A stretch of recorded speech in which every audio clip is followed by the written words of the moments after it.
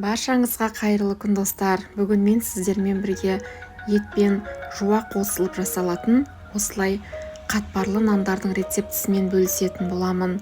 Видеоны міндетті түрде соңына дейін қараңыздар. Дәл осы рецептпен жасап көріңіздер. Өте дәмді, өте керемет болып шығатын болады. Ең алдымен біз өзімізге қажетті қамырымызды илеп аламыз. Табағымызға қопсытқышымызды, оның үстінен тұзымызды салып, жылы суымыз бен жылы сүтімізді құйып алатын боламыз. Және жақсылап араластырамыз, яғни біздің тұзымыз еруі қажет.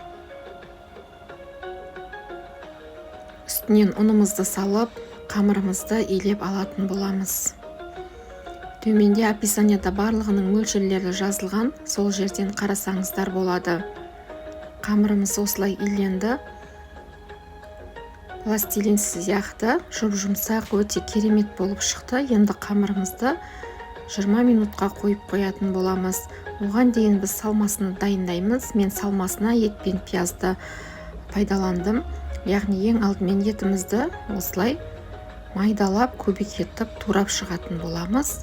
Одан соң пиязымызды да төрт-бұрыш етіп турап алатын боламыз.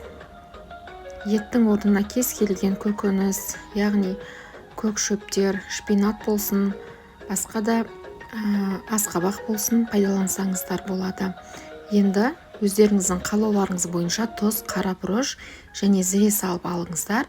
Жақсылап араластырып қойып қоятын боламыз. Міне біздің салмамыз дайын болды. Салмамызды мен 4 бөлікке осылай бөліп қойдым.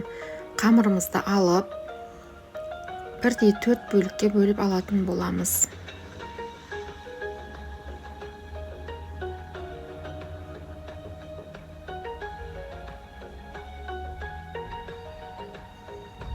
Қамырларымызды топ-томалақ етіп осылай жасап шығамыз.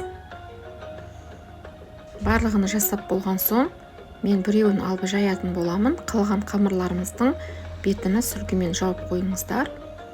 Оның көмегімен осылай жайып аламыз.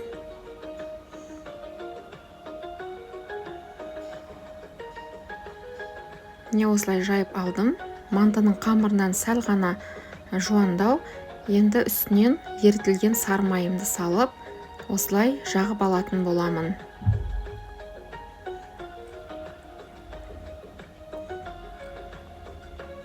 Сары майымызды жағып болған соң, салмамыздың бір бөлігіні алып, қолымызбен осылай қамырымыздың барлық жеріне бір келкі етіп жайып алатын боламыз. Жайып болған соң, қамырларымыздың, яғни қамырымызды бір шетінен осылай орама сияқты орап аламыз.